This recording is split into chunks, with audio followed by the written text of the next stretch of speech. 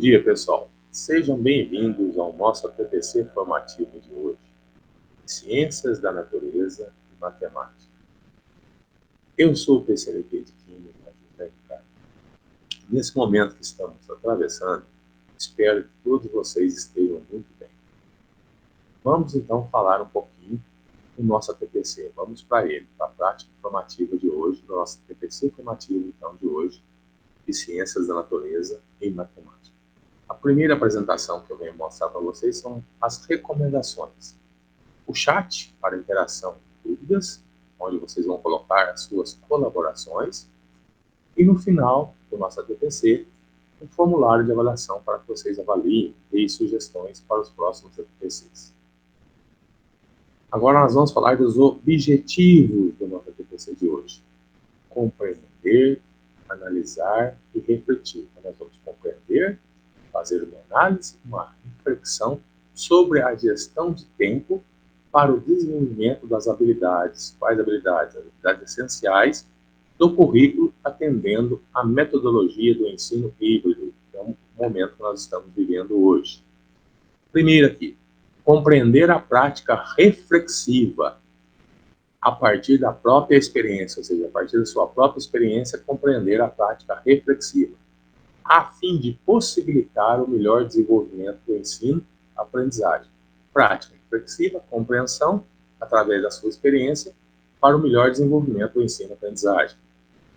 O segundo, analisar os materiais e as ferramentas. Quais são os materiais que eu tenho e quais são as ferramentas que eu posso utilizar, disponíveis para o planejamento das aulas, ou seja, das suas aulas, e elaboração dos seus roteiros de estudos, que contemplem as habilidades essenciais, previstas que atendam o ensino híbrido e remoto ao mesmo tempo. Competência. Desenvolver a autogestão, ou seja, através dela a gente consegue desenvolver a autogestão. Por quê? Facilita o planejamento e ajuda a estruturar e gerenciar o processo de ensino e aprendizagem. Quais são as competências que eu vou falar um pouco com vocês hoje? São as competências socioemocionais, que são as 5 principais. Resiliência emocional, amabilidade, abertura ao novo, autogestão e engajamento com os outros. Agora a gente vai ver o que cada uma pode apresentar. Por exemplo, a resiliência emocional, ela fala sobre a tolerância ao estresse, fala da autoconfiança e da tolerância à frustração. Já a amabilidade, ela fala da empatia, do respeito e da confiança. Abertura ao novo, que é a curiosidade para aprender, imaginação criativa e interesse artístico. Agora nós vamos falar da autogestão. Significa o quê? Está nela a determinação, a organização, o foco, persistência e responsabilidade. E a última, engajamento com os outros, que é a iniciativa social, assertividade e entusiasmo. Eu acessei em 5 de maio, o Instituto Ayrton Senna, para tirar essas competências socioemocionais para apresentar para vocês. E também, no Aprender Sempre, a de matemática, vocês também encontram, lá embaixo, no volume 1, uma parte que fala sobre as competências emocionais e explica cada uma das suas partes. Resiliência emocional, amabilidade, abertura ao novo, autogestão e engajamento. E explica tudo isso que a gente acabou de falar, que cada uma contém. Vamos para a próxima tela. Agora nós vamos falar o que é a prática reflexiva. Para David Sinkner, 1993. A ação reflexiva é o quê? Implica uma consideração ativa, persistente e cuidadosa daquilo em que se acredita ou que se pratica, à luz dos motivos que o justificam e das consequências a que conduz. Não é, portanto, nenhum conjunto de técnicas que se pode ser empacotado e ensinado aos professores. Vai estar na página 18 do livro deles. Na próxima aqui, falando de novo, que é prática reflexiva, agora por Paulo Freire, ou Freire. Está no livro dele de 1996, na página 44. É pensando criticamente, ou seja, fala do pensamento crítico, a prática de hoje ou de ontem, se pode melhorar a próxima prática. Ou seja, através do pensamento crítico, a prática de hoje ou de ontem, para melhorar a próxima prática, ou seja, a próxima aula. Pedagogia da autonomia, saberes necessários à prática educativa. A prática reflexiva, o que é a prática reflexiva? Fornecer feedback, ou seja, fornecer o feedback aos seus alunos, de alta qualidade aos alunos, é essencial. Então, o essencial, o que é? Fornecer o feedback, o retorno para um ensino eficaz. Da mesma forma, coletar o feedback, ou seja, coletar o que eles aprenderam, né? Sobre como os alunos aprenderam um tópico. É importante para permitir que os professores resolvam qualquer mal-entendido e forneçam o nível certo de desafio em aulas futuras.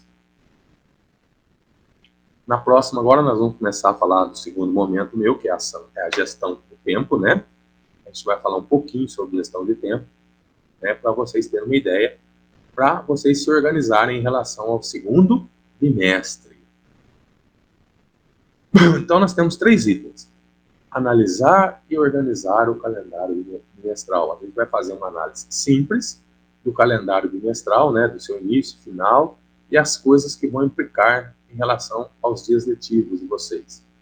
Conhecer os materiais e as habilidades que serão utilizadas para o desenvolvimento das aprendizagens dos estudantes.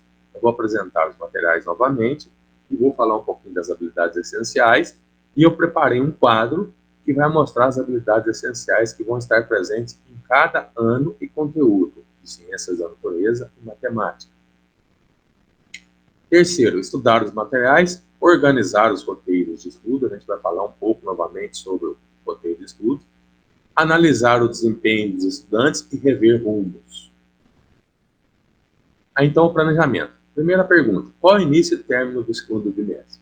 O início se deu dia 3/5 de 2021 e o término previsto 15/7 de 2021. Aí vem uma outra pergunta. Há eventos ou ações importantes que devo considerar para o meu planejamento bimestral? O que eu devo considerar para planejar o meu bimestre ou a quantidade de aulas que eu vou ter no bimestre? Primeiro, feriados federais, estaduais e os municipais.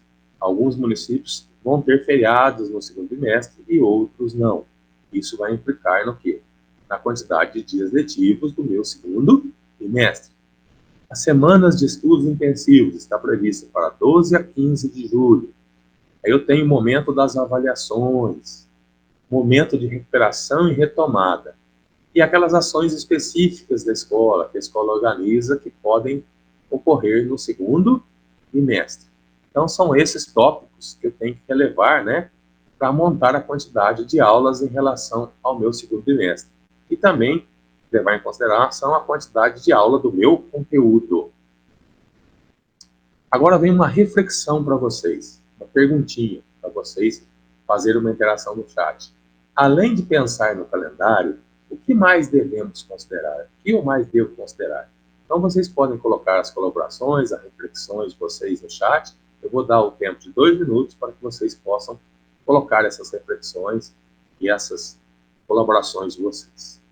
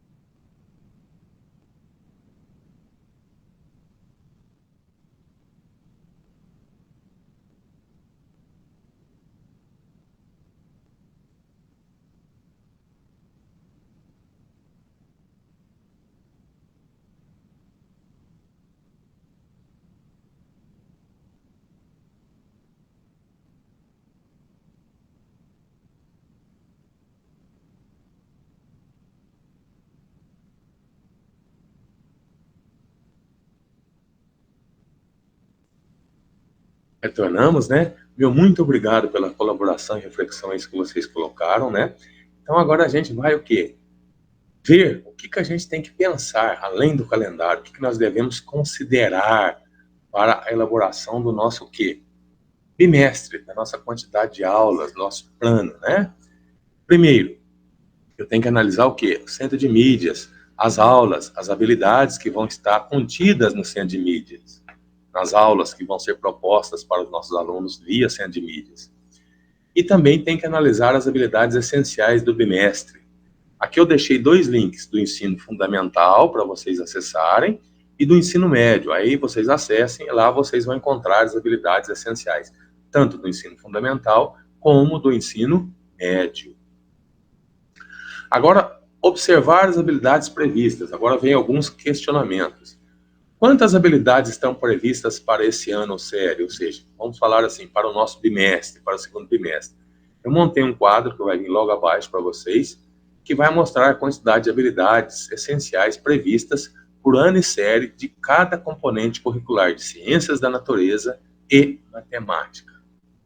Quanto tempo, quantas aulas estão disponíveis para o desenvolvimento das habilidades previstas? Isto vai estar de acordo com o quê? Com o seu calendário do segundo bimestre da sua unidade escolar ou do seu município, porque tem aqueles fatores que implicam, né, na quantidade de aulas, né? E o que? A quantidade de aulas semanais que vocês têm também, né? Quais habilidades foram consideradas essenciais e serão trabalhadas nas aulas do Centro de Mídias? Então, eu tenho que fazer uma análise do Centro de Mídias para ver quais habilidades foram consideradas essenciais e que serão trabalhadas na aula através do repositório, né? Qual a melhor forma de trabalhar as habilidades previstas? Aí o que? Cada um tem a sua maneira, a sua didática, né? Será necessário priorizar alguma habilidade? Vai depender de cada conteúdo, de cada professor. Ele que vai ter a noção, né?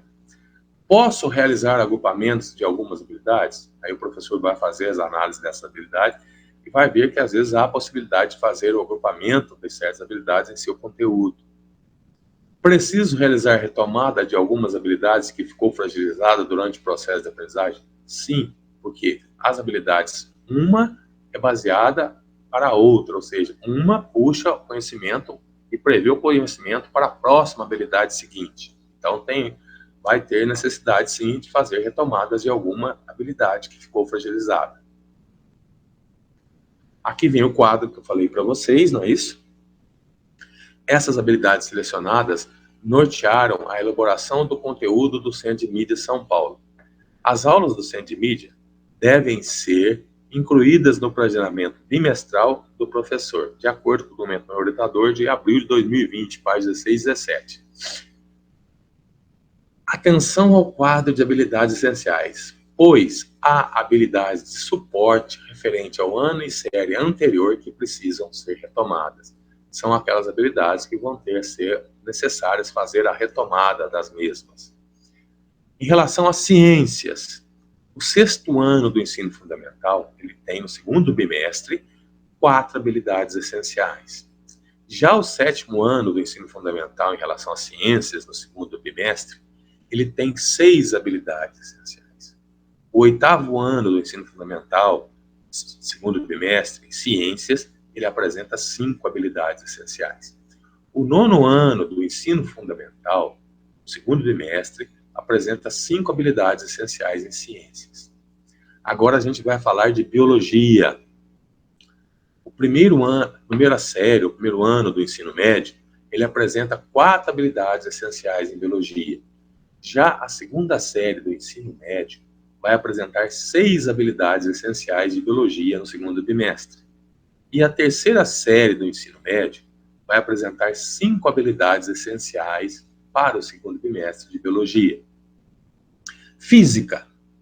O primeiro ano do ensino médio, ele vai ter 3 habilidades essenciais de física para o segundo bimestre. Já a segunda série do ensino médio vai ter 5 habilidades essenciais de física para o segundo bimestre. E a terceira série do ensino médio vai ter 5 habilidades essenciais para o segundo bimestre de física. De química, que é o conteúdo do qual eu sou PCNP. Para a primeira série do ensino médio, vai ter 3 habilidades essenciais no segundo bimestre. Para a segunda série do ensino médio, vão ser 5 habilidades essenciais no segundo bimestre. E a terceira série do ensino médio vai ser 4 habilidades essenciais do segundo bimestre, de química, tudo isso de química. Agora nós vamos falar de matemática. Matemática, por curiosidade, todos os anos do ensino fundamental vão apresentar 8 habilidades essenciais. O sexto ano do ensino fundamental vai apresentar 8 habilidades essenciais no segundo bimestre, matemática. O sétimo ano, mesma coisa, 8 habilidades essenciais de matemática no segundo bimestre. Já o oitavo ano, também 8 habilidades essenciais de matemática no segundo bimestre. O nono ano, também 8 habilidades essenciais de matemática no segundo bimestre. Já no ensino médio, diminui a quantidade de habilidades, passa a ser 6 para os 3 anos, como a gente está vendo aqui na tabela. Na primeira série do ensino médio, eu vou ter 6 habilidades essenciais de matemática para o segundo bimestre. A segunda série do ensino médio, eu vou ter 6 habilidades essenciais de matemática para o segundo bimestre.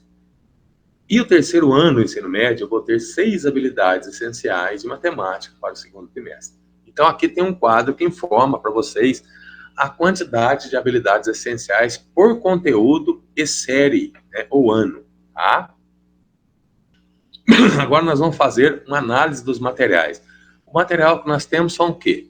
O Aprender Sempre, o Currículo em Ação e o São Paulo Faz Escola, né? Currículo em Ação, material regular. Aprender Sempre, material focado no desenvolvimento das habilidades essenciais. Então, nós temos esse material para nós usarmos. Além dele, nós temos o quê? O PNLD, que são os livros didáticos. Olha lá, como as habilidades e os conteúdos, objetos e conhecimentos estão abordados no currículo em ação. Como posso utilizar o livro didático para desenvolver minhas habilidades previstas? Então, aí o que é? É a metodologia de cada professor, né? Há necessidade de buscar novos materiais, em especial agora nesse momento de distanciamento? Vai depender de cada professor e o aprofundamento que ele vai fazer nas suas habilidades essenciais. Quais são esses materiais? Aqui nós vamos falar primeiramente do currículo em ação propriamente dito. Aí nós temos currículo em ação de novo, falando no caderno aqui sobre o caderno do aluno. Aí nós temos o Aprender Sempre, o currículo em ação. Aprender Sempre do ensino fundamental, de língua portuguesa e matemática para todos os anos. E agora a novidade do Aprender Sempre para Ciência e Natureza para o nono e terceiro ano do ensino fundamental e terceiro ano do ensino médio. E aqui o currículo em ação, e para a segunda e terceira série do ensino médio, ainda usaremos o São Paulo Faz Escola. E nós temos um material de apoio, né, EFAP, que é o Programa Currículo Paulista. Nesse link, nesse site, a gente acha todos os materiais, né, a ser usado, né, para nós desenvolvermos nossas aulas, não é isso? Aqui tem a previsão de Ciência e Natureza, segundo bimestre, em relação a quem? Ao Aprender Sempre, que eu já falei com vocês, a língua portuguesa e matemática, todos os anos, do primeiro ano do ensino fundamental até o terceiro ano do ensino médio. Começou desde o primeiro bimestre. Já segundo Ciências da Natureza, a partir do segundo bimestre. Para quem? O nono ano e terceiro ano do ensino médio. Nono ano do ensino fundamental e terceiro ano do ensino médio. Só a partir do segundo bimestre, no bimestre que nós estamos hoje. Recursos e materiais. A recursos, nós temos o Centro de Mídias, não é isso? Que desenvolve as habilidades essenciais nas suas aulas. Material, nós temos o Aprender Sempre, Currículo em Ação, São Paulo Faz Escola, que não está aqui, e o PNLD. Recursos, nós temos o Microsoft Teams, Google Meet, WhatsApp, PDF, Twitter, telefone, carta, e-mail, ou seja, são os recursos que a gente tem para se utilizar para poder desenvolver o ensino-aprendizagem. Recomendações. Orientações de estudo, presencial e remoto. A soma disso aqui se transforma o quê? Em ensino híbrido. Presencial vai estar na sala de aula, uma pequena quantidade de alunos. Uma maior quantidade vai estar em online. A soma dos dois se transforma em ensino híbrido. Articulação presencial e centro de mídias. É isso? Primeiro questionamento. Já houve aula no centro de mídias? Se a resposta foi sim, o que eu posso fazer como sugestão? Uma roda de conversa, identificar dúvidas e retomar ou aprofundar a habilidade usada na aula do centro de mídias. Não houve aula no centro de mídias. Inicia essa habilidade em sintonia com o centro de mídias e se transforma o quê? Em orientações aos alunos. Articulação presencial e centro de mídias de novo. As habilidades. Com uma semana de antecedência, ela vai já estar na programação que vocês têm acesso lá no centro de mídias. É isso? No YouTube eu vou ter todos os vídeos semanais das aulas, né? Vai ter o recorte das essenciais que vocês podem fazer e o aprofundamento das habilidades essenciais e das não contempladas. Não é isto? A elaboração do plano de aula e roteiro de estudo. Aí vem uma outra reflexão para vocês. Como elaborar os roteiros de estudo? Outra pergunta principal. O que devo considerar na elaboração desses roteiros? A gente vai deixar para vocês o chat aberto aí, numa interaçãozinha. Aí vou dar 2 minutos para que vocês possam colocar as colaborações e as reflexões de vocês sobre esse questionamento.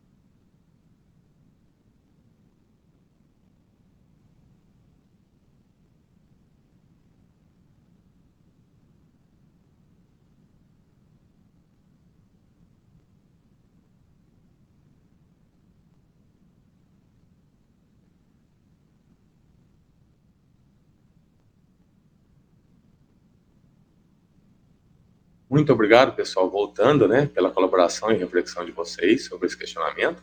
Então, agora a gente vai falar um pouquinho sobre ele, tá? Então, a gente vai falar o quê? O planejamento. O sucesso do ensino depende de vários fatores, como a interação entre as crianças e a relação delas com você e com o objeto de conhecimento. Ou seja, a relação delas com você e o objeto de conhecimento, que vai determinar o sucesso do ensino. Né? Outro, para planejar, levando em conta a personalidade e o nível de aprendizado de cada um, é preciso observar, fazer diagnóstico e analisar a produção deles com frequência. Pierre Renaud, ensinar, agir na urgência, decidir na incerteza, saberes e competências em uma profissão complexa. Editora Artmed, Porto Alegre, 2001. Rever rumos, planejar, executar, feedback e rever o plano. Aí vem a prática reflexiva. Parabéns por ter realizado. E para melhorar, preciso do quê? Aí vocês vão ter o quê? A prática reflexiva em cima o quê? Disso aí, do planejar, do executar, do feedback e de rever plano, ou seja, em cima do seu plano, do seu roteiro semanal. O planejamento. Plano de ensino global ou plano de ensino anual, o que ele tem? Tem os dados de identificação, os objetivos, as competências e as habilidades, metodologia de ensino, cada um tem a sua, e avaliação. O plano de aula pontual ou roteiro. Primeiro, dados da identificação, onde eu vou identificar o professor, a UE, o conteúdo, a quantidade de aulas, né? Não é isso. A temporalidade, o tempo que eu vou gastar para desenvolver esse roteiro e se esse tempo vai ser gasto presencialmente ou online. Terceiro, objetivos de aprendizagem. Quarto, metodologia. Cada professor tem a sua. 5, recursos. A gente apresentou vários recursos para vocês, né, terem uma ideia de qual recurso vocês podem usar. E o acompanhamento e a avaliação de aprendizagem. Em relação ao plano de aula, aí eu tenho o quê? As atingíveis e mensuráveis, as habilidades. Guia de atividades do roteiro. E as habilidades e competências essenciais. No item 3, voltando lá no item 3, objetivos de aprendizagem. Aqui está uma habilidade essencial, EF08CL18, Ciências. Ela está colorida porque o que está amarelo é verbo, o que está em azul é objetos de conhecimento, e o que está em cinza é o complemento. Lendo ela, investigar o processo de produção e o consumo de equipamentos eletrônicos e argumentar com criticidade sobre o impacto na saúde individual e coletiva das pessoas, propondo modos de consumo mais sustentáveis. Quem que é o verbo? Investigar, argumentar e propor, ou propondo. Objetos do conhecimento, o processo de produção e consumo de equipamentos eletrônicos. O complemento, impacto na saúde individual e coletiva das pessoas. E o modo de consumos mais sustentáveis. Em relação às metodologias para o plano de aula, cada um tem a sua. E aqui eu deixei um link para vocês, quem quiser assistir, sobre o ensino híbrido, uma live do pessoal que é responsável, né, pela elaboração do ensino híbrido, tá? E no 5, deixei nos recursos aqui, falando do centro de mídias, que é o que a gente mais usa, né? As suas funcionalidades. É um vídeo que tem no YouTube, tem vários vídeos falando da funcionalidade do centro de mídias no YouTube, tá? O acompanhamento e avaliação de aprendizagem, as devolutivas, ou seja, feedback, as atividades, não é isso? A devolutiva e coletar. Você coletou as atividades, aí você devolveu, você fez o feedback. Com isso, você vai analisar a evolução de aprendizagem dos seus alunos. Nós temos agora as referências, que está aí para vocês verem, né, e quiserem depois fazer mais pesquisas, para vocês usarem como fonte de pesquisa. Eu venho aqui agradecer a todos pela participação, meu muito obrigado a todos pela participação no nosso TPC de Ciência, Natureza e Matemática no dia de hoje, meu muito obrigado.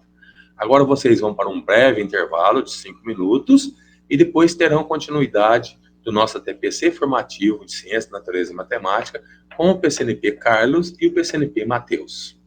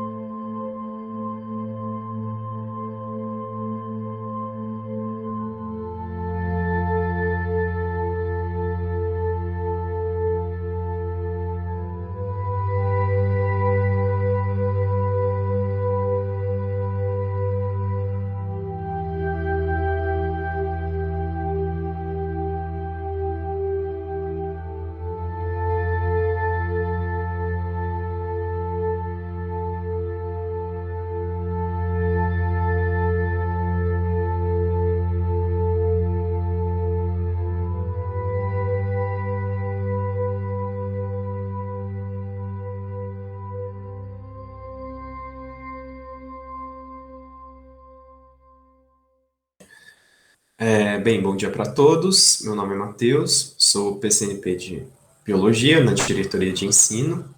Espero que a maioria de vocês já me conheçam. E hoje eu vou apresentar esse bloco do ATPC, falando um pouquinho desse documento que nós recebemos no dia 6 de maio, que é o Guia do Ensino Híbrido. Tá joia? Esse documento ele é essencial porque ele vai esclarecer muitos pontos sobre esse método de ensino que está sendo elaborado na grande maioria das escolas da nossa diretoria. Se eu não me engano, só um município até agora não autorizou retorno presencial, então essa é a realidade vivida pela maior parte das nossas escolas. Tá joia? Então, esse documento que vocês veem aí no canto inferior direito, ele foi encaminhado para vocês no dia 3 de maio. Então, ele é um documento bem extenso e nós pensamos alguns pontos desse documento que nós achamos mais importante, tá joia? Então, a nossa apresentação não dispensa a leitura, porque dentro do documento vocês vão encontrar muito mais informações. Esse guia, ele é apresentado na forma de passo a passo e ele dá caminhos possíveis, porque quando eu falo possíveis, gente, são sugestões, tá joia? Não obrigações. Então, o principal objetivo dele é inspirar diretores, professores coordenadores, professores de sala de aula para atuarem de acordo com as suas necessidades, considerando também suas experiências, práticas e o contexto em que está inserido seus alunos e sua escola. Esse guia, ele tem um link, tá joia? E nesse link você pode colocar suas dúvidas e suas sugestões para quando for elaborado o próximo pela secretaria, eles já levarem em conta essas considerações, ok?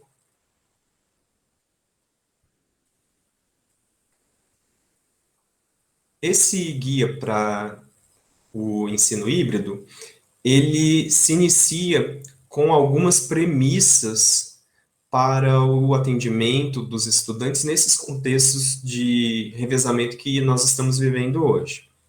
Então, a primeira coisa que ele fala é que, independentemente da forma de atendimento, presencial ou remoto, o aluno tem direito a aprender e aprender principalmente os mesmos conteúdos, tá joia? Então ele pede para a gente focar o apoio aos estudantes no desenvolvimento das habilidades essenciais, que foram aquelas já trabalhadas durante as ATPCs, que vocês têm uma planilha ou um documento em PDF de todas as disciplinas falando quais habilidades essenciais devem ser trabalhadas em cada bimestre. Ele fala também que o planejamento do professor deve considerar o revezamento, de forma a garantir a progressão da aprendizagem, tanto para os estudantes que participarem das aulas presenciais, quanto para aqueles que realizarem as atividades remotas. Então, a gente pode ter a situação de estar acontecendo em algumas escolas, ou na grande maioria, do que do estudante de um grupo A realizar as aulas pelo centro de mídias e o estudante do grupo B realizar a aula ao vivo no interior da escola. Esses estudantes precisam ter o mesmo nível de desenvolvimento dessa habilidade ou desse conteúdo. Então, para isso, vai ser importantíssimo a mediação do professor e o reconhecimento. Se esse aluno está aprendendo o que ele deveria no centro de mídias, se eu preciso reforçar esse conteúdo, isso também já foi tema discutido em outros ATPCs, tá joia? Mas então esse documento veio para reforçar uma ação que nós já estamos fazendo, tá ok, gente?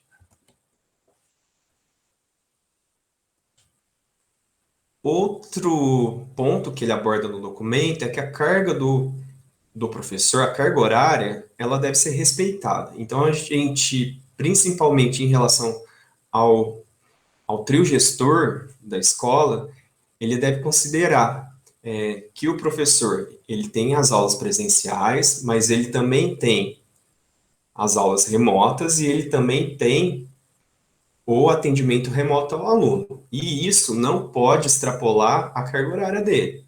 Então, a escola e sua equipe gestora deve se organizar, definindo quanto tempo que aquele professor vai dar de aula presencial, quanto tempo ele vai dar de aula remota, ou em conjunto, a gestão e o professor vão decidir quanto tempo também que esse professor vai deixar disponibilizado para esses alunos tirarem dúvidas, para auxiliar ele em relação a alguma dificuldade de aprendizado, tá joia? Mas isso sempre em comum acordo, professor e equipe gestora.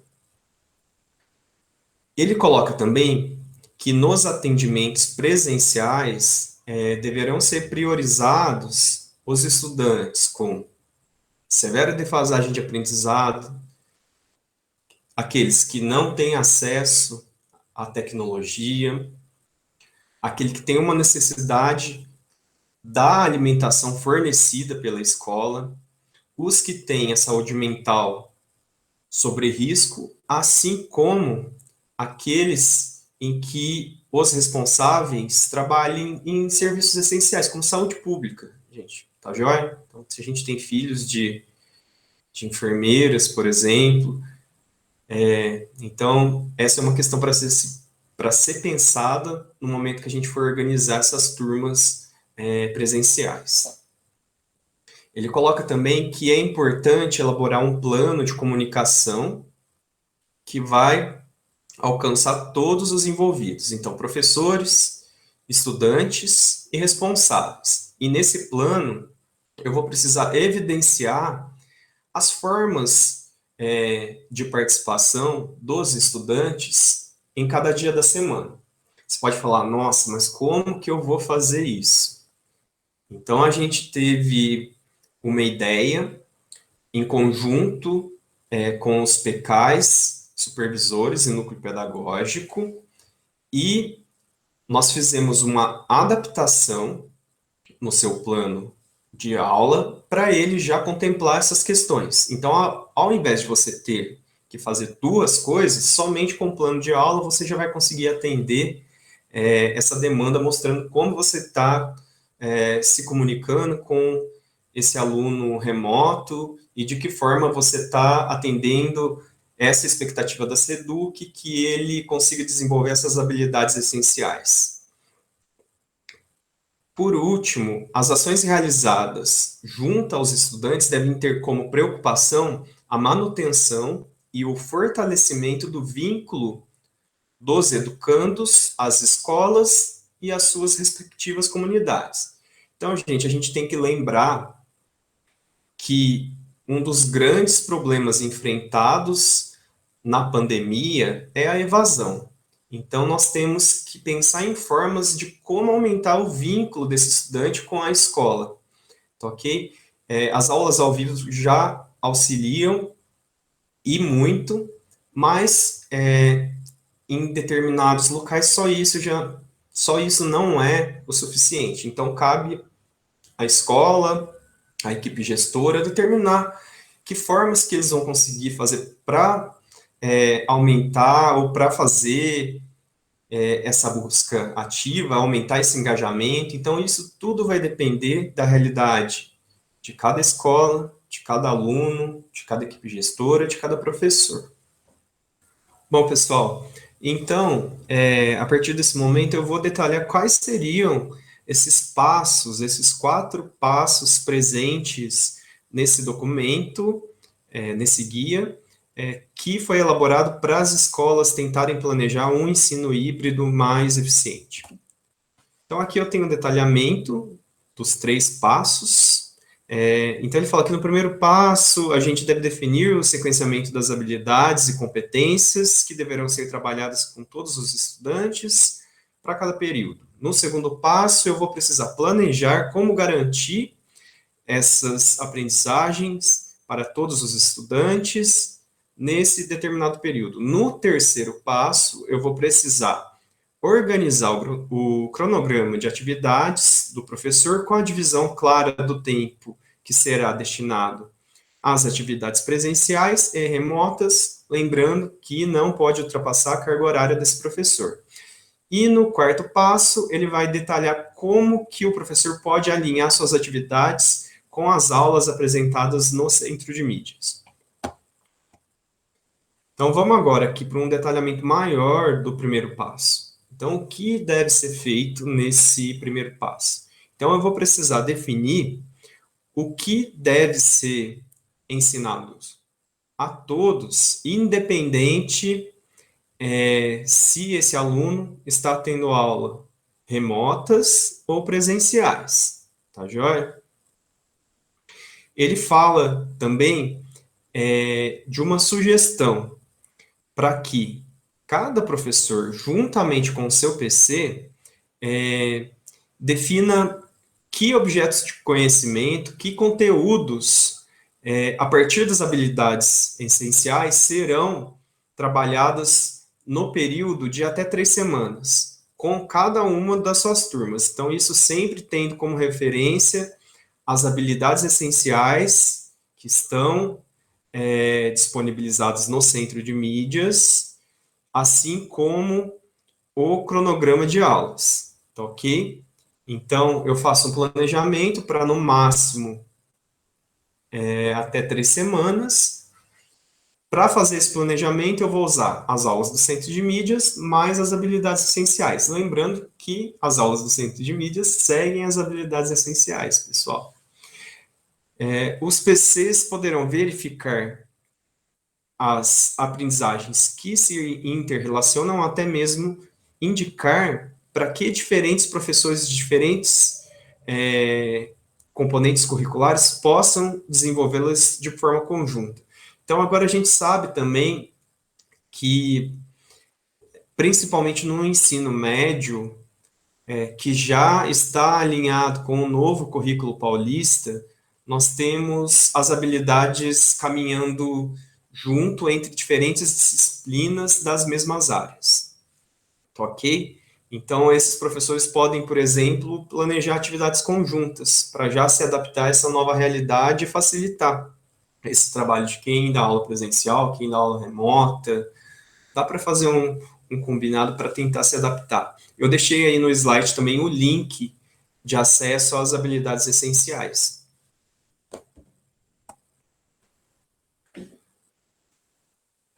O segundo passo, ele fala para a gente levar em conta no planejamento que nós temos estudantes de diferentes perfis. Quais perfis seriam esses, por exemplo? A gente tem estudantes que têm dispositivos em casa e têm mais facilidade para aprender de forma remota. Então, esse estudante consegue agir de forma mais autônoma. A gente tem alunos que têm dispositivos, mas apresentam dificuldades para desenvolver as atividades e as aprendizagens. Então, talvez esse aluno precise de um auxílio um pouquinho maior, mas pode ser de forma remota, não necessariamente presencial. Eu tenho também alunos que não têm dispositivos e conseguem desenvolver as atividades de forma impressa. Então, eu posso, para esse aluno que não tem esse dispositivo, fazer uma atividade impressa um pouco mais completa, ok? Eu tenho alunos que não têm dispositivos e têm mais dificuldades para desenvolver as atividades impressas. Então, esse aluno ele vai precisar de uma atenção um pouquinho maior e possivelmente de forma presencial, tá joia? Já que ele tem essa dificuldade de não ter acesso aos dispositivos de tecnologia. Isso acontece muito nas escolas que estão localizadas, por exemplo, em distritos, tá joia? Que grande parte dos alunos são de zona rural, algum desses alunos não tem acesso à internet nem telefone, tá ok? Então, o professor vai precisar pensar em uma forma de como atender esses alunos, conversar com o dono da fazenda, combinar um local para entrega. Então, cada escola, dependendo de sua realidade, é que vai conseguir pensar numa melhor forma de desenvolver esse trabalho. A gente sabe que vocês já estão fazendo isso. Aqui, nesse mesmo documento, ele traz uma planilha para ajudar vocês. Isso é uma sugestão, tá, gente? Então, você pode fazer, por exemplo, uma planilha para cada sala. E aí você vai definir nessas salas quais alunos têm acesso, quais não têm, e a partir desse planejamento, com os dados que você coletou, é que você vai programar sua forma de dar aula mais adequada para essa turma. Outra sugestão que ele dá é para que os estudantes sejam organizados em trios. E por que trios? Pessoal, porque a gente tem, durante o revezamento, no máximo 35% dos alunos dentro da sala de aula.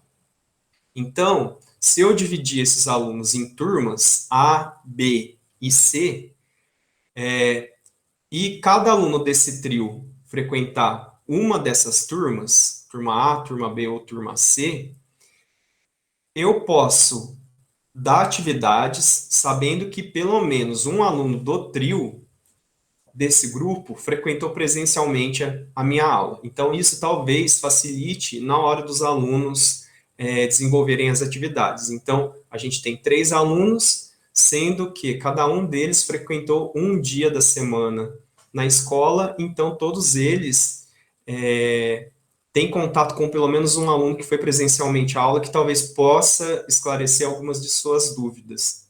Tá joia? Fazendo esse papel de mediador. Bom, aqui a gente já tem o terceiro passo. No terceiro passo, ele fala para organizar o cronograma de atividades do professor com clara divisão do tempo que será destinado às atividades presenciais e às atividades remotas. E aí ele dá alguns exemplos dessa divisão do tempo. Então, divisão da carga horária de cada professor entre condução das atividades presenciais e remotas. Divisão do atendimento entre os professores. Então, um grupo de professores ficará responsável pelo atendimento presencial e outro grupo ficará responsável pelo atendimento remoto. Então, isso pode acontecer quando, por exemplo, 2 professores dão aula da mesma disciplina, só que um professor está afastado por ser grupo de risco. Então, são situações que cada escola vai saber como conduzir. Ou eu tenho professores que estão dando a mesma habilidade e fazem esse revezamento entre presencial e remoto. E a última sugestão que ele dá é a transmissão das aulas presenciais para os alunos que estão acompanhando remotamente. Então, o professor que está dando aquela aula presencial, por exemplo, ele coloca seu celular no tripé e filma a aula para os alunos que estão assistindo em casa. A gente sabe que isso tem dificuldades, principalmente com relação à velocidade da conexão das escolas, que não suportam todos os professores darem aula ao mesmo tempo, mas a gente tem algumas alternativas, como, por exemplo, o professor utilizar o aplicativo do centro de mídias com a conexão 4G, ok? Algumas escolas também não têm um sinal de celular muito bom. Então, cada escola vai definir a forma que vai fazer essas aulas de acordo com a sua realidade. Então, isso não é uma obrigação, gente, isso é uma sugestão. Quem sabe mais para frente, quando forem montadas essas salas de mídias, a gente não consegue fazer isso de uma forma mais eficiente em todas as escolas. E o quarto e último passo é alinhar as atividades com as aulas do CMSP. Então, de acordo com a definição da SEDUC, a matriz de habilidades essenciais é o documento norteador para políticas da rede do trabalho pedagógico da escola. As habilidades a serem trabalhadas, bem como os materiais de apoio das aulas, serão disponibilizados com 15 dias de antecedência no repositório do CMSP. Então, o professor, com 15 dias de antecedência, ele pode consultar que aulas serão dadas, e assim ele pode planejar como ele vai dar suas aulas presenciais em consonância com as habilidades ou aulas transmitidas pelo centro de mídias. Então, outra coisa que é importante a gente falar é que para cada aula transmitida, o estudante ele vai receber uma atividade em seu aplicativo, sempre de múltipla escolha. Se você não souber como acessar e monitorar essas atividades, a gente está deixando nesse slide um link sobre como fazer isso e também como o professor criar atividades para esses alunos. A gente já fez também um ATPC ensinando como pode utilizar o Classroom para elaboração de atividades, tá joia? Então, a gente está bem em consonância com o que a SEDUC está pedindo nesse documento. Por último, lembra que eu falei para vocês como que a gente vai atender essas demandas de demonstrar que o aluno que está em casa está recebendo a mesma formação do que o aluno que está indo para a aula presencial. Então, visando atender a essas demandas do ensino híbrido, o núcleo pedagógico adaptou aquele antigo modelo de plano de aulas que você tinha. Então, assim, teremos apenas um documento para evidenciar o que foi trabalhado nas aulas presenciais e remotas, efetuadas com os diferentes, faltou um S aí, com os diferentes grupos de alunos. Aqui eu estou colocando um modelinho do plano para vocês, gente. Então, a gente tem uns conteúdos desse plano muito parecidos com o que tinha no plano anterior, somente foi acrescentado agora semana A, semana B e semana C para você colocar quais alunos estão frequentando cada semana.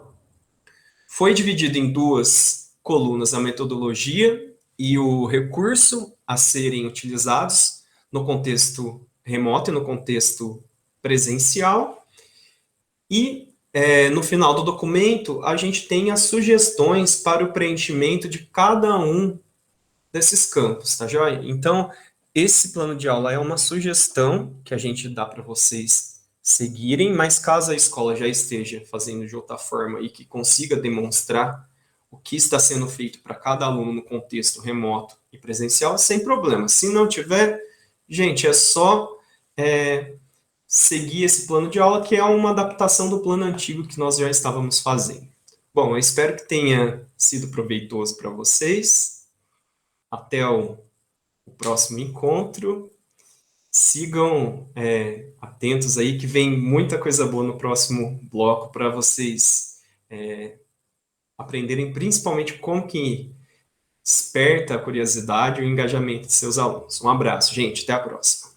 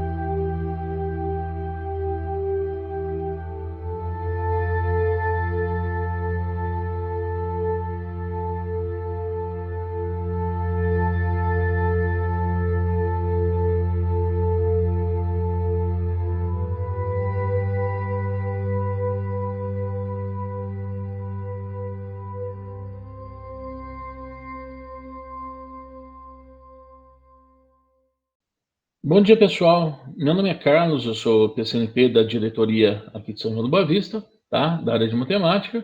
E como nós tivemos um feedback muito positivo a respeito daquele vídeo que nós passamos no meio da ATPC, né? Na nossa última ATPC, nós resolvemos passar um vídeo, né? Hoje para vocês também, um vídeo muito interessante que serve para todas as áreas, tá? Inclusive matemática, que é sobre o método de resolução de problemas, né?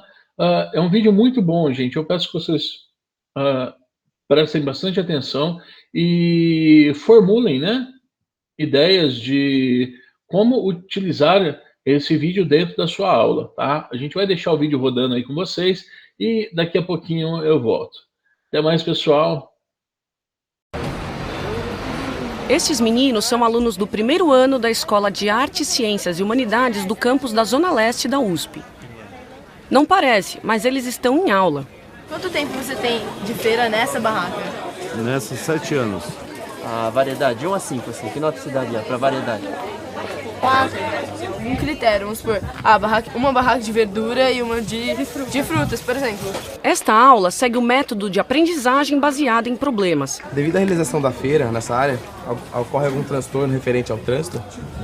Sim. Relacionado ao estacionar o carro. Entendeu? A aprendizagem baseada em problemas é quando você estuda qualquer fenômeno de qualquer disciplina, de qualquer campo de conhecimento, a partir de problemas, para ser até redundante.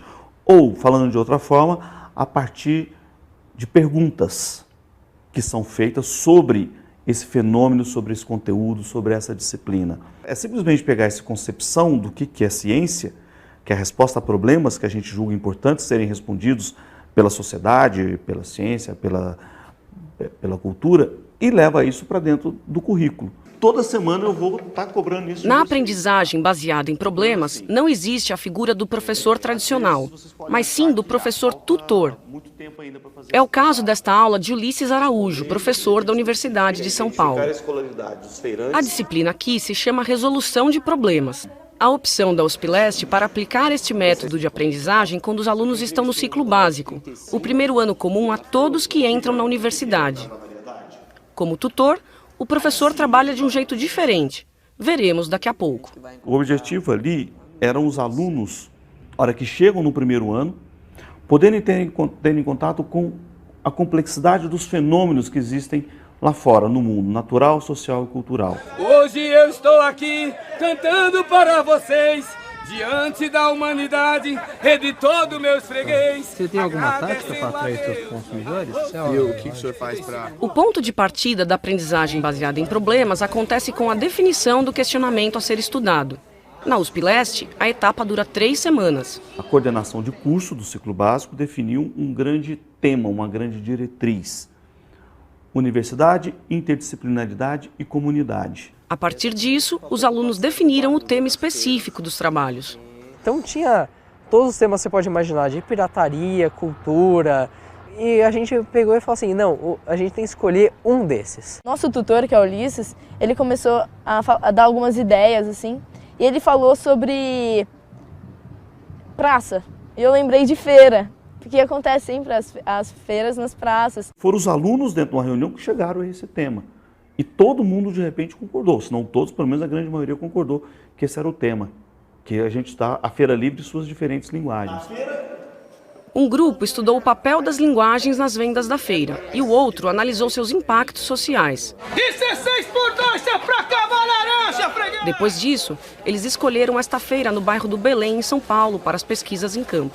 É um afunilhamento de ideias, assim, desde o tema maior, do grande tema, para até o problema, que é uma coisa bem específica que a gente quer, assim, não é nem resolver, é abordar, não sei, porque a gente não vai buscar uma solução com essa matéria.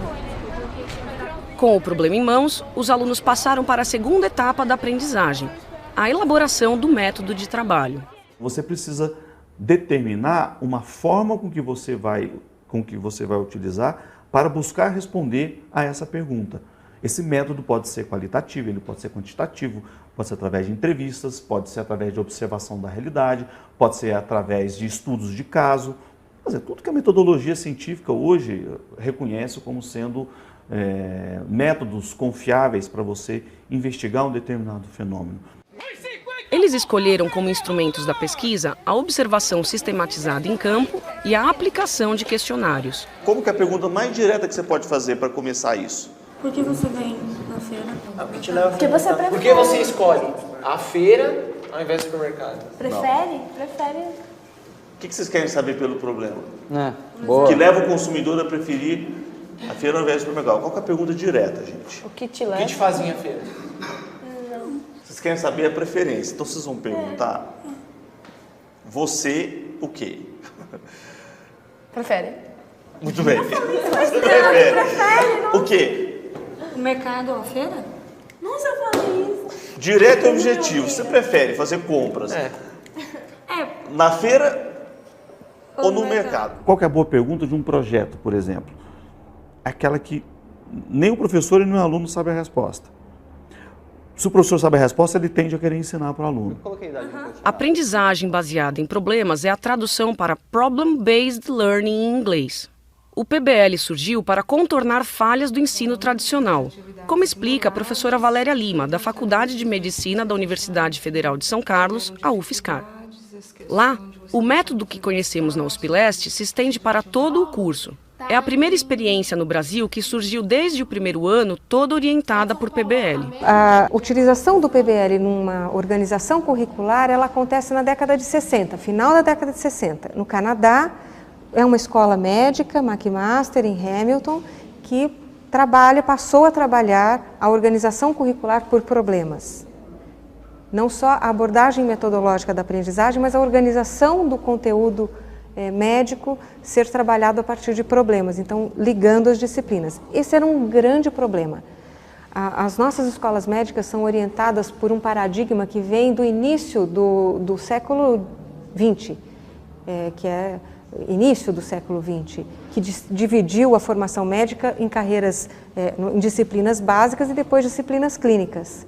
E o volume de conhecimento aumentando exponencialmente, nós entramos numa crise. O que estudar e como estudar? Então, a resposta da McMaster foi uma resposta para a necessidade de melhorar a formação do médico. E essa repercussão, hoje, ela está presente em todos os continentes. Ele vai voltar sozinho, só chocar e vai voltar. O curso de medicina da UFSCar tem 4 anos. Por isso, não existem médicos que saíram de lá formados pela aprendizagem baseada em problemas. Os problemas, eles vêm como eles são da natureza, como eles são da vida real. Eles vêm com todas as disciplinas. Então, esse é um diferencial de um curso tradicional, que é todo organizado por disciplinas básicas, clínicas.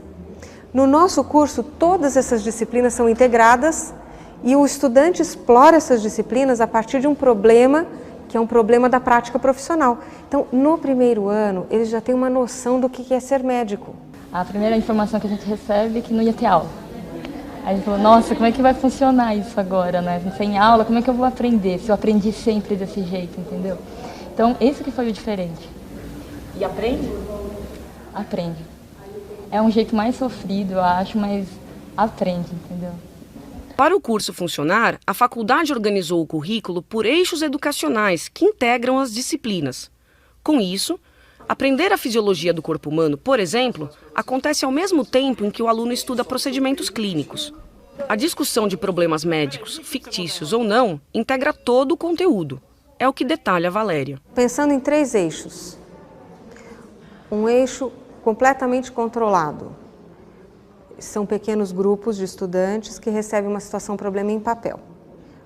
Essa situação-problema é escrita por um professor e eles trabalham problematizando essa situação e construindo conhecimento em cima de mecanismos, processos de saúde e de doença. Silene Nunes, 55 anos, natural e procedente de Florealva, dona de casa, viúva há 3 anos. Conta que pela manhã tem dificuldades para mobilizar as articulações acometidas, em particular a das mãos, por período aproximado de 2 horas. Obtém melhora espontânea após esse período, mas à noite volta a ter rigidez quando para com suas atividades. O segundo eixo, ela também é simulada, a gente controla só uma parte, metade, porque a gente escreve o script do paciente. Mas a interação com o estudante você não domina. ela vai acontecer a partir do jeito e com as capacidades que cada estudante traz. Então, ficam sempre na sala o professor observador, o estudante que atende, um estudante que é dupla dele, espelho dele, que é um observador, e o paciente simulado. A faculdade seleciona voluntários da cidade para simularem o papel do paciente. Sozinho, você vê o que você nota no seu pai? Então, eu tenho notado ele muito calado e muito triste. Mas eu tenho medo de ficar perguntando e ficar lembrando ele da mamãe, né? E às vezes deixar ele mais triste. Então, na verdade, eu queria saber como ou se existe alguma forma de tentar ajudar ele nesse sentido. Ele veio morar com vocês agora? Depois que termina a simulação, há uma avaliação do desempenho, que é uma identificação do que é que aconteceu ali na cena. Na simulação de hoje eu tentei conduzir melhor a conversa, não me mostrar tão ansioso, apesar de ficar ansioso. A área de menor controle que nós temos é na realidade, quando o estudante vai para a vida real e ele tem as suas 10 famílias que atender, que acompanhar, os pacientes reais que vêm com as demandas reais que nós não controlamos. Valéria descreve uma das bases do curso. Desde o primeiro ano, os alunos também fazem atendimento em unidades de saúde, onde conhecem pacientes que acompanharão pelos 6 anos da faculdade. A gente tem reflexões de casos daqui que acontecem lá na Federal. E aí a gente seleciona um caso que ou é difícil de lidar, ou que a gente já tentou algumas estratégias e não conseguiu resultado, ou que são diferentes, casos novos que a gente nunca tinha visto. Aí a gente leva para discutir no grupo lá, para ver a opinião de outras pessoas. Tem um outro professor, que é o facilitador, que entra lá, mais o preceptor e mais todos os alunos do grupo, que aqui são 6. Então, assim, se eu levar um caso de um paciente meu, todo mundo vai opinar. Às vezes alguém já teve um paciente com um caso parecido e conseguiu resolver, aí me dá a opinião da experiência. Parece que a mãe... É o que vimos nessa discussão de alunos do 4º ano. Eles contam para o professor facilitador Bernardino Souto que na unidade de saúde onde atendem, tem tido dificuldade para fazer mães amamentarem por pelo menos 6 meses. Assim como sua colega médica Valéria e o Ulisses na USP Leste, Bernardino é tutor nesta aula. Essa política feita na maternidade funciona, de a mulher amamentar nas primeiras 3 horas, né? Meia hora. Na primeira meia hora, a orientação em relação à pega, o alojamento conjunto, isso acaba funcionando. Mas na hora que a mulher vai para a unidade de referência, unidade básica ou unidade de saúde da família, ela não tem a continuidade. Porque pelo que o agente comunitário falou com a gente, vai bastante gestante no grupo. Mesmo porque tem até um prêmio para quem participa desse grupo, que seria alguma parte do enxoval, do bebê, que é o grupo de gestante. Mas mesmo assim, ele falou, esse mesmo agente falou assim, que mora lá, eles vêm, eles querem ganhar o prêmio, mesmo porque é uma região muito pobre. Mas eles não dão continuidade no que é falado lá, principalmente em relação ao aleitamento. Que alternativa a gente teria para poder incentivar o aleitamento materno e de uma maneira que realmente a gente conseguisse isso na prática? Nesse programa aqui do Ministério, ele traz como uma meta ter um aleitamento materno exclusivo até o 6º mês, atingindo todo o Brasil até 2015. Então o estudante ele vai a campo, traz um problema, investiga na literatura sobre esse problema, associa esse conhecimento agregado a partir da literatura com a vivência dele e em cima disso a gente faz uma reflexão e propõe uma intervenção que não seja apenas repetir o que já existe padronizado. Bernardino acaba de sintetizar as etapas da aprendizagem baseada em problemas na UFSCar. Agora que conhecemos a rotina desses futuros médicos, vamos ver como eles e os alunos da USP Leste trabalham cada uma das etapas do aprendizado. Já sabemos que para o estudo avançar, eles devem definir qual é o problema e como buscarão as respostas. Quando o professor da UFSCar diz que o estudante deve associar literatura com a própria vivência, está por trás uma das ferramentas básicas da ABP, o conhecimento prévio do aluno. É isso que Ulisses explica a seguir. Existe uma parte que é fundamental dentro desse processo, que é um papel do professor, que é tentar fazer com que o aluno traga aquilo que ele sabe. As pessoas não vão reinventar a roda a cada novo projeta cada novo trabalho. Esse aluno já viveu muitos anos na vida dele, ele já viu muita coisa. É que está solto. O que o papel do professor, muitas vezes, é ajudar a sistematizar. O que você acha sobre isso? O que você já viu sobre isso? Aí que ele começa a pensar, realmente eu já li isso uma vez, eu já vi isso na televisão uma vez, eu já li uma matéria sobre isso no jornal. Vocês estão entendendo onde é que a gente está precisando chegar? Entra aí a importância do tutor, de quem falamos desde o início. Na aprendizagem baseada em problemas, o trabalho de investigação do aluno ganha força porque o professor está ao seu lado. Na UFSCar, o orientador trata de todo o problema, não só de uma fatia. Na USP Leste, cuida para que problematizem o tema. O método, eles mais perguntam do que respondem. O que está faltando? Além disso, o que mais vocês vão fazer? Como é que vocês acham que dá para superar isso? E agora o próximo passo que vocês vão fazer qual que é? Com as perguntas, o tutor pretende que o aluno levante hipóteses e busque respostas na realidade. Esta é a próxima etapa da ABP. Veja como isso aconteceu na USP Leste. Quanto mais ou menos você gasta na feira? Assim, de 10 a 20, menos, de 30 a 50, mais? Mais, bem mais. Bem mais. Entre 50 e 70? Mais. Eu gasto uma acima base... de 100? Acima de 100. Acima de 100. Por que a senhora acha que os seus fregueses vêm comprar na sua barraca? Pelo atendimento, o preço, a qualidade? Só ele me responde. Por que vocês vêm comprar na minha barraca? Eles dois, olha.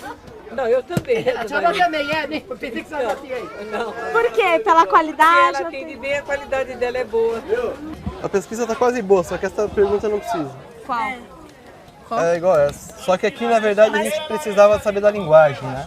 A gente foi até a feira com o objetivo, no fundo, de poder observar na realidade concreta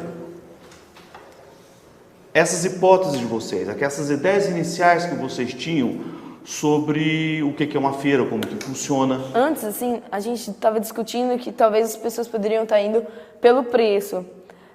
E mesmo pela diferença de horário, tanto no começo da feira quanto mais no meio, assim, no fim, a gente viu que a maioria das pessoas estavam indo pela qualidade e pelo atendimento que os feirantes estavam proporcionando. Na sala de aula, Ulisses trata do redirecionamento das hipóteses.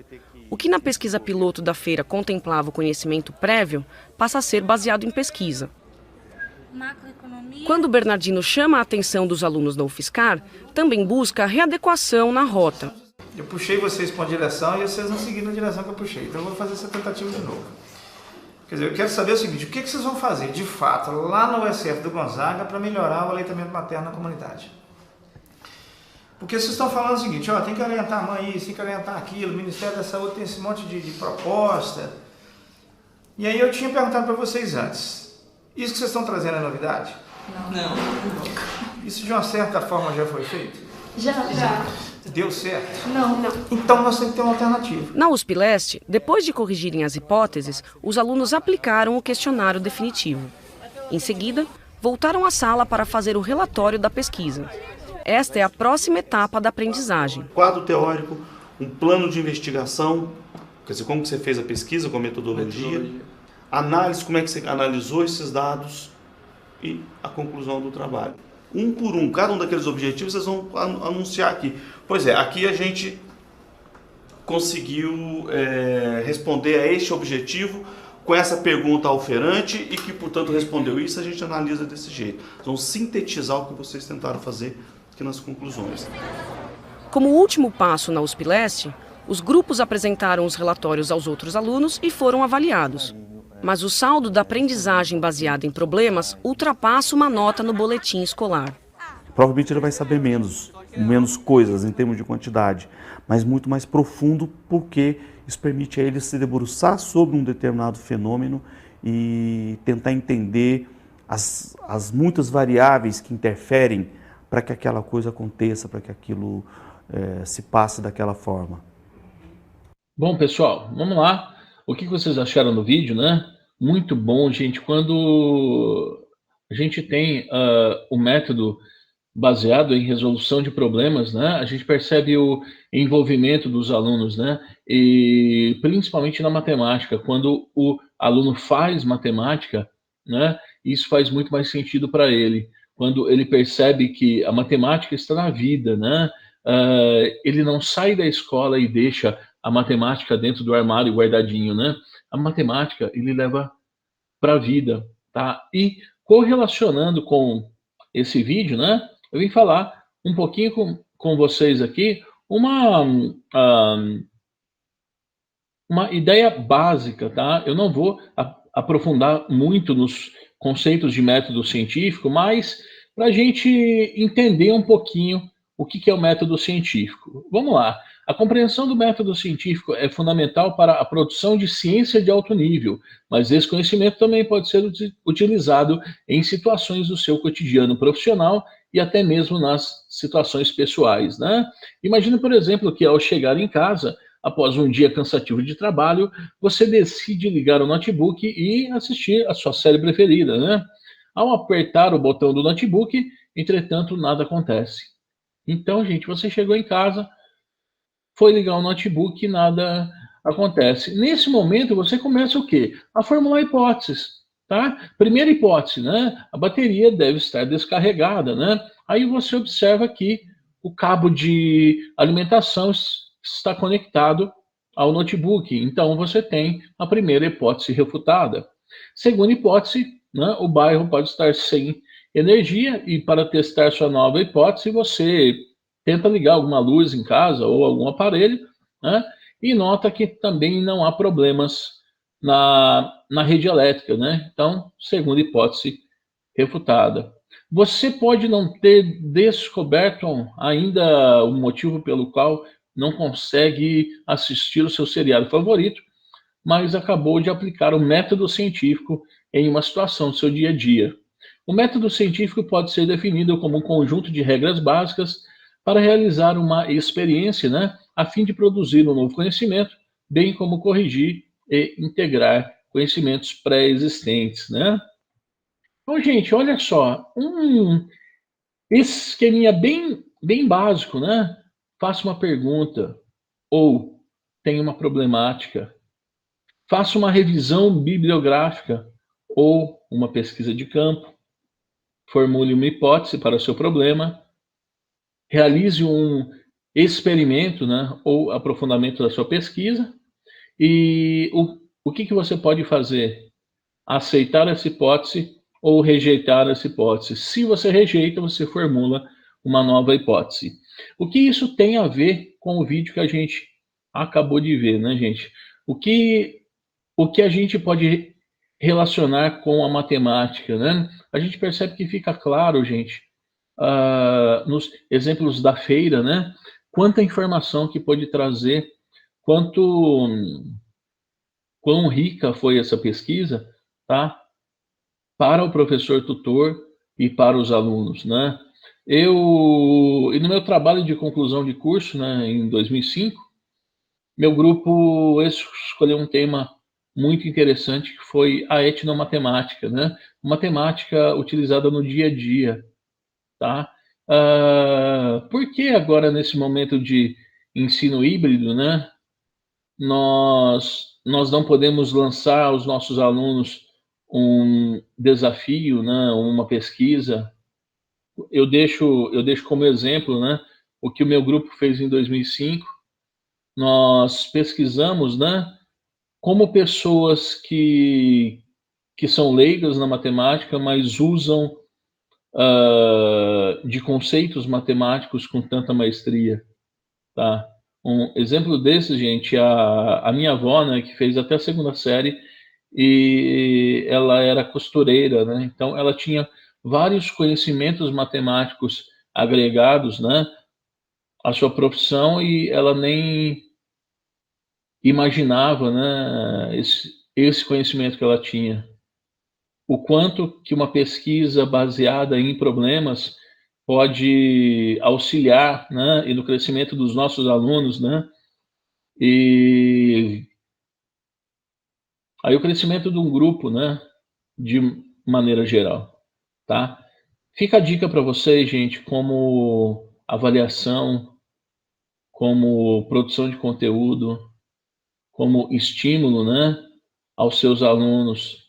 Por que não usar um método de resolução de problemas gerando uma pesquisa, né, gerando uma pergunta, levando os alunos, mesmo dentro de casa, a ter um olhar diferente para a matemática. A matemática da vida, a matemática que está na rua, a matemática que está no cálculo mental do cobrador do ônibus, a matemática que está na geometria do servente de pedreiro, que muitas vezes ele nem imagina de onde surgiu tantos cálculos que ele faz com tanta perfeição. Fica aqui essa dica, fica também um grande abraço para vocês. Obrigado pela participação, pela paciência de estarem aqui conosco até agora. Desejar a vocês, gente, um ótimo restinho de semana, um ótimo final de semana. Se cuidem, gente. Até mais, até a próxima, até daqui 15 dias. Tchau, tchau, gente.